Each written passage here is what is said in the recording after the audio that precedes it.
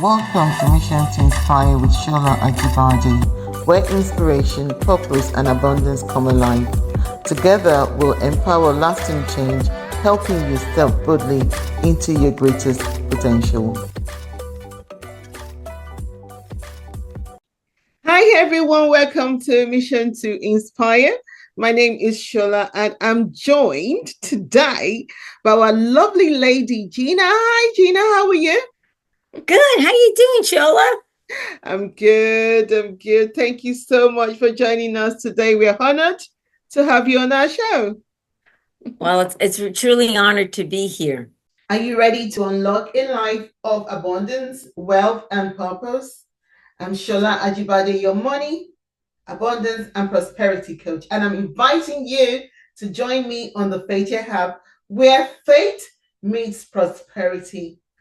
Inside this hub, Faith Hub, you get to access my exclusive coaching, powerful money affirmations, and life-changing resources to help you attract financial success and walk boldly in abundance.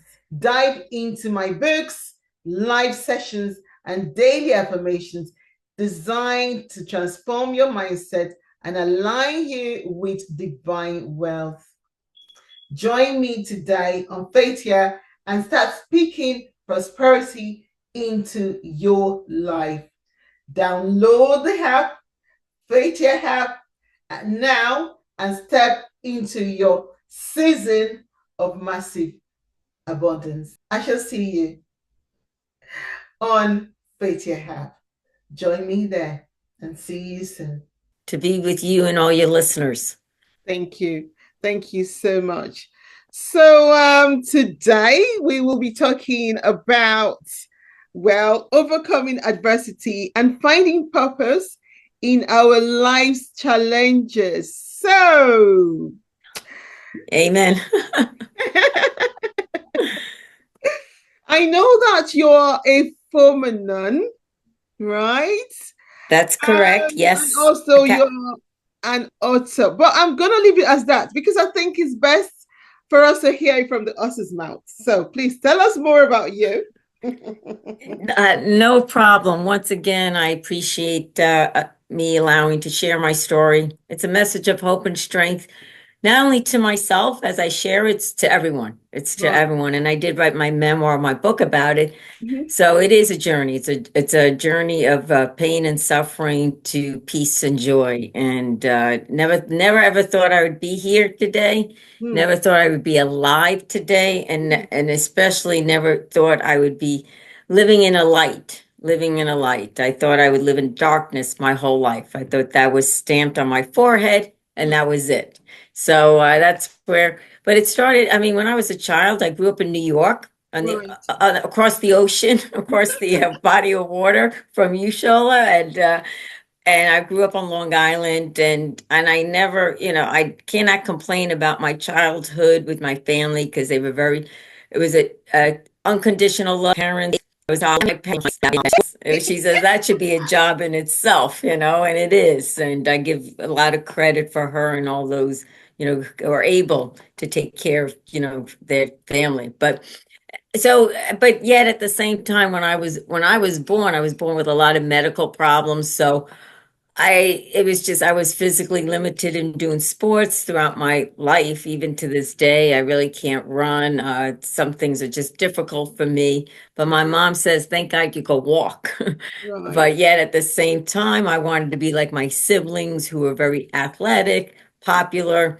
And so I kind of grew up with the love of my family, love of my parents, but within myself, I wanted I was searching that love inside me from everybody else, to be popular. I was raised in the 80s, peer pressure. Mm-hmm. And I mean, I speak for myself because that's what I had experienced. To be honest, I had a great smile, but I didn't like myself because I was like, look at this one, look what I don't have. And, had this surgery, why me? Why me? To sum it up, it was like I formed this identity saying, look at me, why me, self-pity me. Yeah, I mean, I just felt sorry for myself. So as time went on, I did go to college. I did graduate. I got a social work degree. Oh, And I was still, one would think when you're like 20 years old that you would like yourself, right? But that in my case, that did not happen. When I was about maybe 16, before that, my dream, we all have a dream. My yeah, goal, my yeah. goal was to find a guy at the age of 18, get married at 19, and have about 5 kids by 25. Because that's how much I respected my family, with my parents and their hard work. I said, yeah, I want this, a white picket fence and everything like this. This Mhm. is, I'm going to college to a small school to have fun and to find my dream husband. It happened to my sisters. Why not happens to Gina?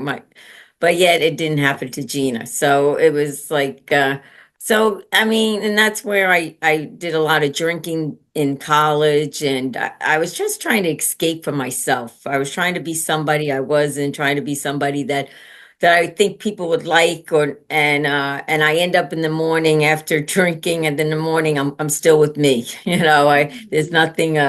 There was no love inside. Like I was like an empty soul, one would put it. I'm empty soul. But at the same time, I smiled, and it was like this false identity. But after college, I went to live with my family. My parents, they moved to Pennsylvania, which is still on the other side of your ocean there. And we had and that's where I bartended. I became a bartender. Yes, this is it. This is my life. I got a 4-year degree in social work, so why not be a bartender with that? Okay, I will. Yes, I became a bartender with a Yeah. 4-year degree in social work as well. I Mm, was a pool shark that I love to shoot billiards. But during that time, as I was bartending, I was living with my parents. My younger brother went off to college. He was 17 years old at the time, and my mom mhm, was diagnosed with cancer. And mm, they diagnosed her terminally ill, and she had 4 to 6 months to live. And once again, this was 1992, 91. And I'm like, what is death? Why is she dying? And so I did everything with my dad and plus my siblings that, they had their families, but they came in to help out. But my dad and I were 24/7. mm, And this was sort of the beginning of my spiritual journey, one would say, this a mhm, pain, a real pain, because she did die mm, 5 months later by our side. She was diagnosed with bone cancer, so she was in so much pain. yeah. And of course, I thought I could do everything I can to keep her alive. And that's when I came back to the Catholic roots, praying, bargaining with God, please heal my mom.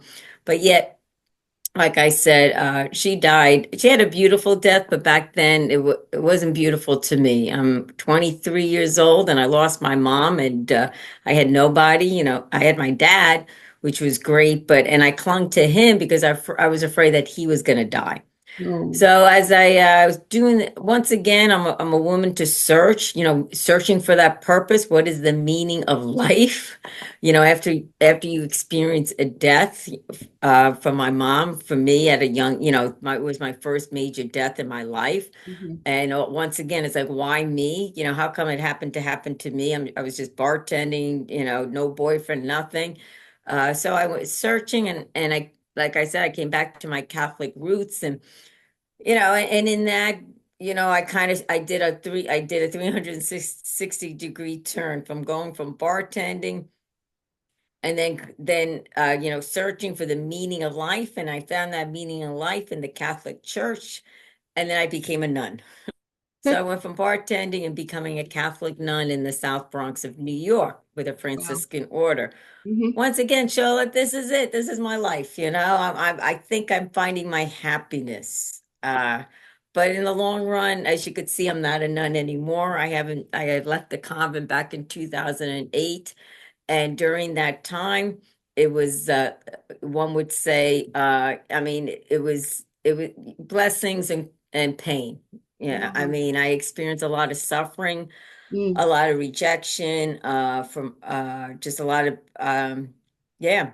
I mean, I once again, I even as a nun, I didn't really love myself, even though I love God and I gave my life to God because I made final vows. yeah. But at the same time, I'm like, it just, the community was sick. I was, it just didn't work out. It didn't work out. So by the time I ended my sisterhood through a lot of different experiences, and mostly the experience was a lot of pain.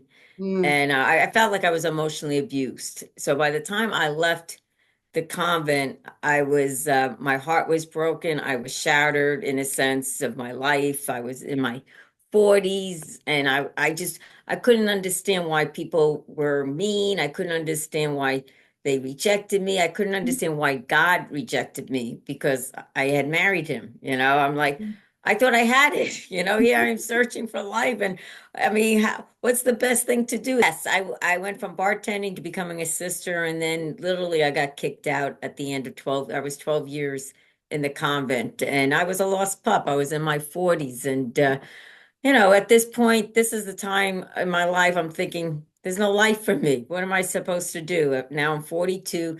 Forget about getting married and having 8 kids, I'm like, and so, but yet, after the convent, I went to go live with men, adults with disabilities, which was like a transition time. mhm, I didn't know how to live. I didn't know how to live life because as a sister, we slept on the floor. We lived a life of poverty, chastity, obedience, very austere, wore a habit, full planche, all that. So I was like, coming into the world, or I was like, oh my God, how do I live?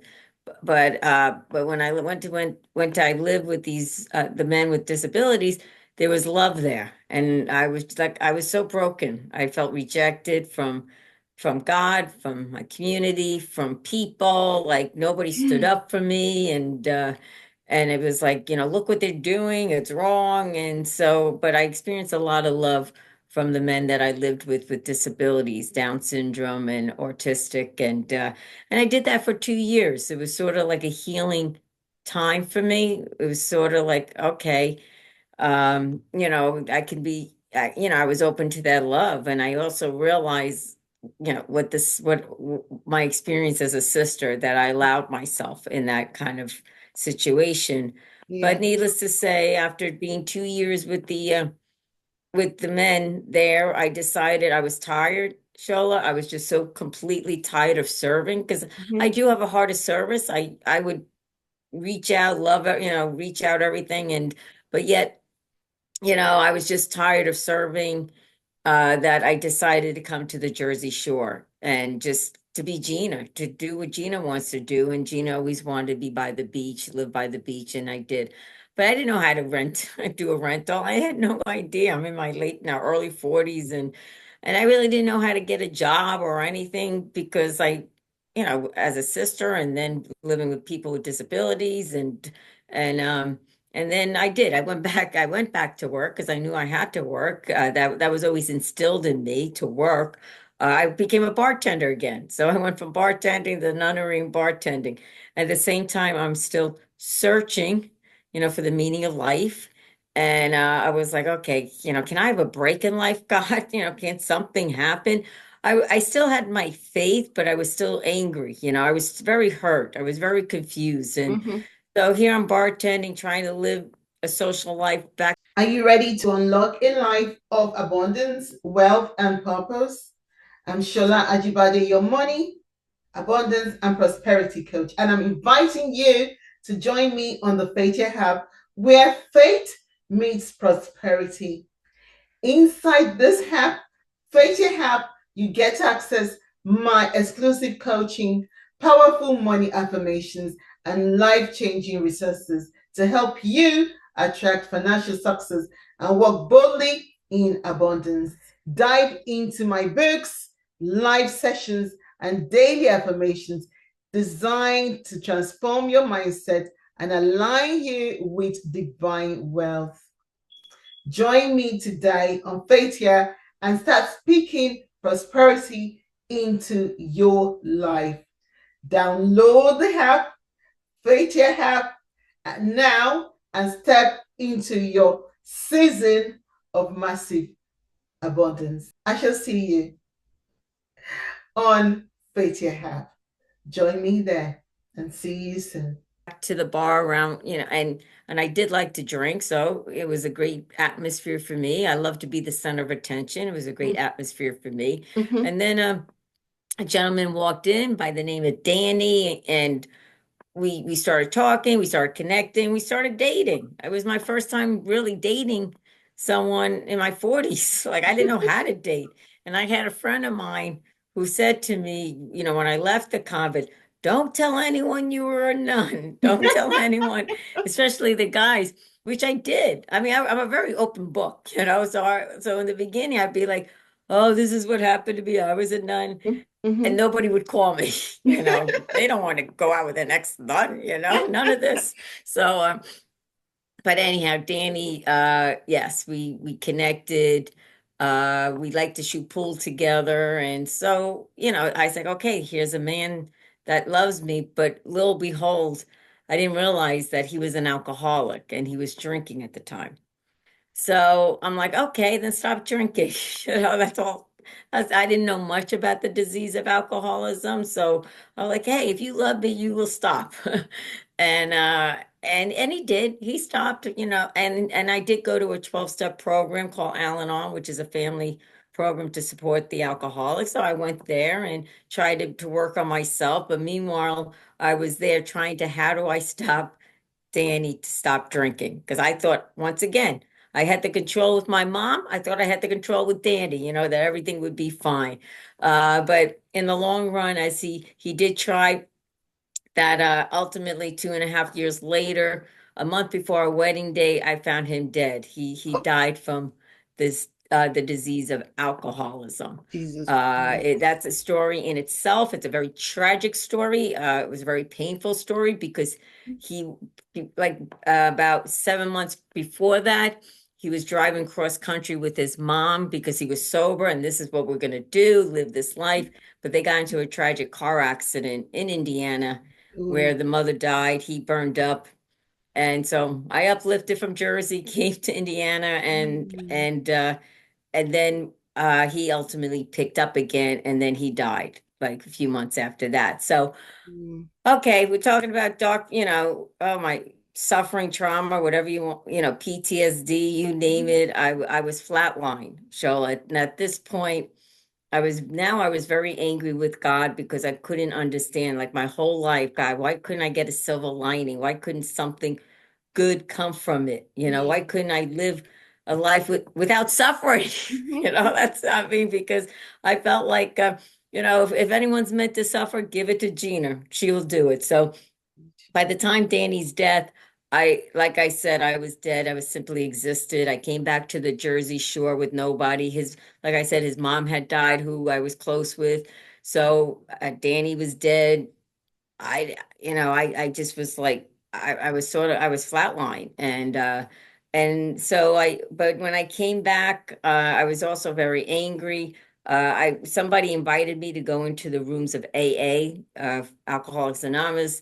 And I was like, I'm not an alcoholic, but Danny was, and he died of this disease. And I says, you know what? I'm going to go find out why Danny died and this guy lived, why this guy got sobriety.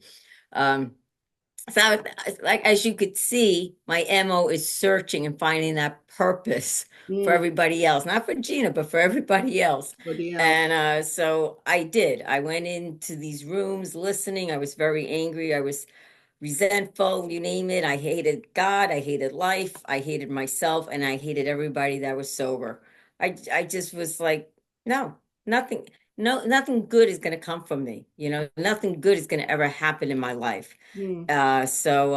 So then as I was going to these meetings, I wasn't an alcoholic, not Gina, but then by listening and people reaching out to me, and of course they're not saying anything. A friend of mine says to me, Gina, you come to these meetings every day. You don't qualify, you don't say you qualify, but what is your relationship with alcohol? Mhm. Boom.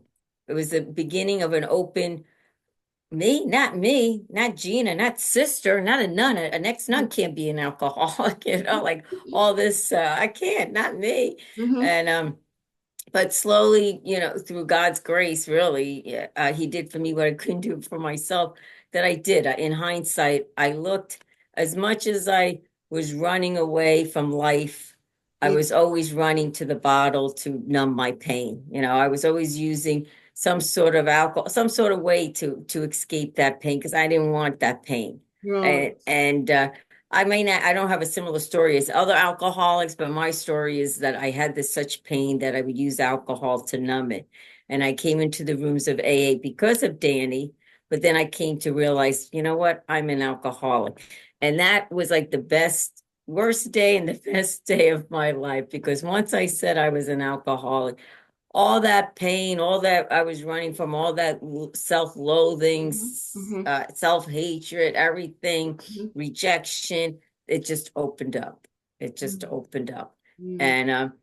And prior to that, after Danny had died, like I said, I was in such a lonely place, Yeah. such a hard place that that's when I started writing. I was writing, and I wrote all my pain of Danny and how can this be? Then Mm-hmm. all of a sudden, all the pain from the convent, because I experienced a lot of pain, a lot of rejection, like a lot of stuff. And I was like, oh my God, oh my God, oh my God. And I had put that aside.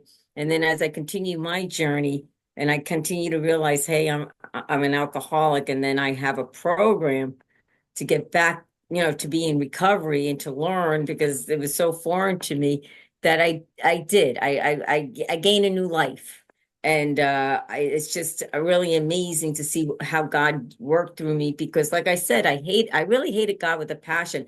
Not that I didn't believe in him, not that I didn't believe in him. I was just blaming him for everything, Mm-hmm. for everything. And even in my, first year of sobriety in the rooms, people did not know I was a nun. And I would be honest, you know what? I don't like God, if I don't, I like this.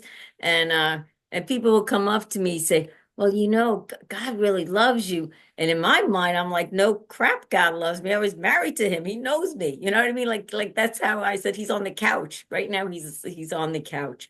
But God used all this pain, suffering, all these trials, all these grief to bring me to say, hey, Gina, granted you're an alcoholic, but I love you, and so I regained a real new life with him as being a sober woman today. I'm so grateful for my to wake up because Mm-hmm. not many people wakes up.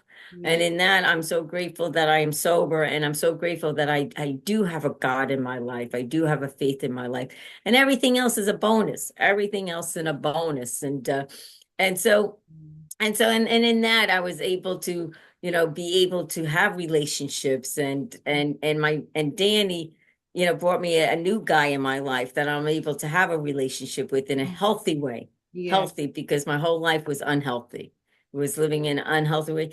But to be honest, Shola, I never thought like I sometimes I'm amazed of the miracles that do happen and that has happened to me. And so about a year ago, 2 years ago, I was talking to a friend and she likes to write. And I told her, she knows my story. And I said, well, I wrote it all out, like this. And so she put it together, her and we put it together. And then she said, start writing now. So just recently I wrote my journey, my memoir. I had it published this past summer. Shake the dust off your feet and walk. And it's my personal journey from pain and suffering, everything that I shared here to your listeners, plus even more and more in depth of my suffering, but also more in depth of my joy that I received today and my trust and I also learned life goes on. Challenges happen, but I'm in a healthy, light position Mm-hmm. that I could be able to handle life or do. I have the tools, I have God, I have people, places, I have, experience. No, I don't want to go back to that miserable state. What am I going to do today? Yes, I'll go towards God, whether it's maybe it's reading a scripture, whatever it may be, some parts of the program. It just so that all I know is I have today. All I know because this is where my God is with me today. And then in that, another bonus that came is that I am a certified end-of-life doula, which I know you had asked me, Yeah. I was gonna in ask my that question. yes, I end of life doula is being somewhere of yes, is being somewhere that I being someone who's dying. That's what an end of life doula and being with their families.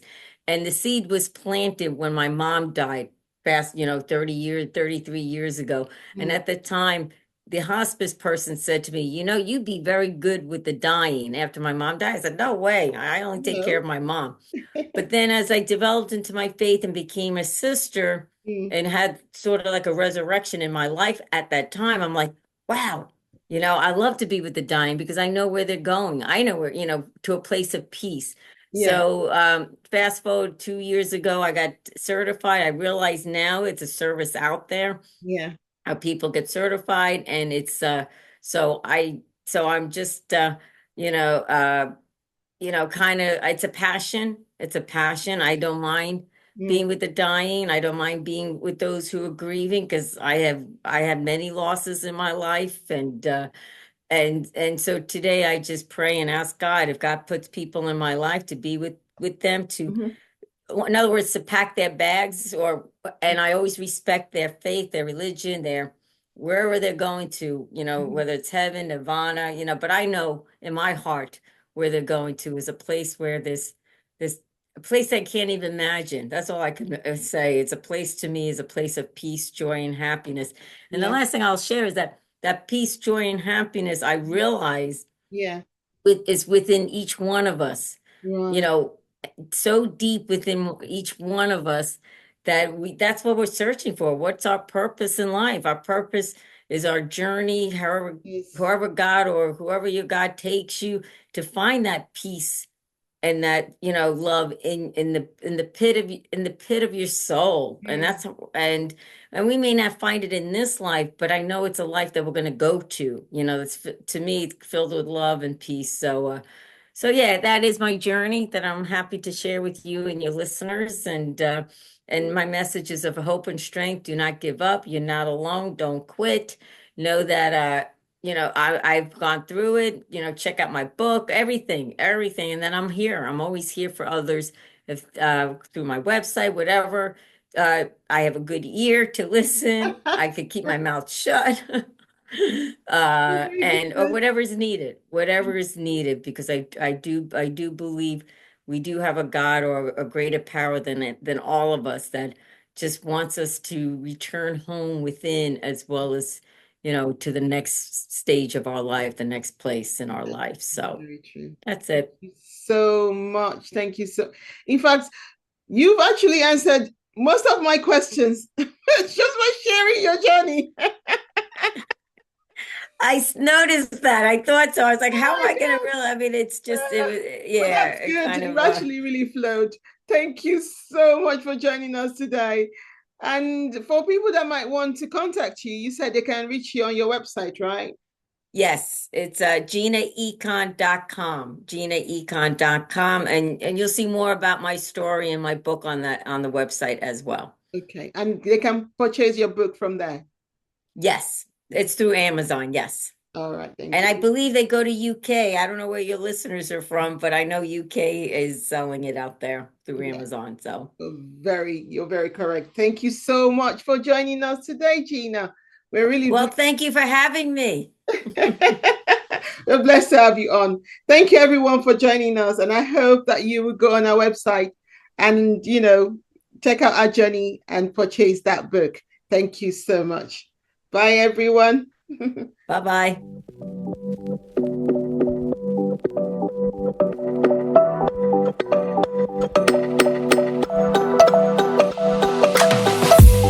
Are you ready to unlock a life of abundance, wealth, and purpose? I'm Shola Ajibade, your money, abundance, and prosperity coach. And I'm inviting you to join me on the Faith Hub, where faith meets prosperity.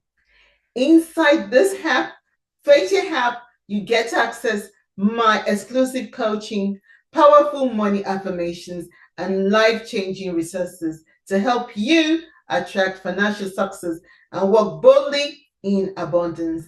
Dive into my books, live sessions, and daily affirmations designed to transform your mindset and align you with divine wealth. Join me today on Faith Here and start speaking prosperity into your life.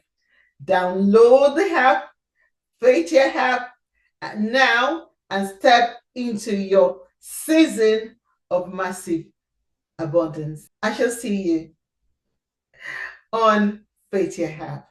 Join me there and see you soon.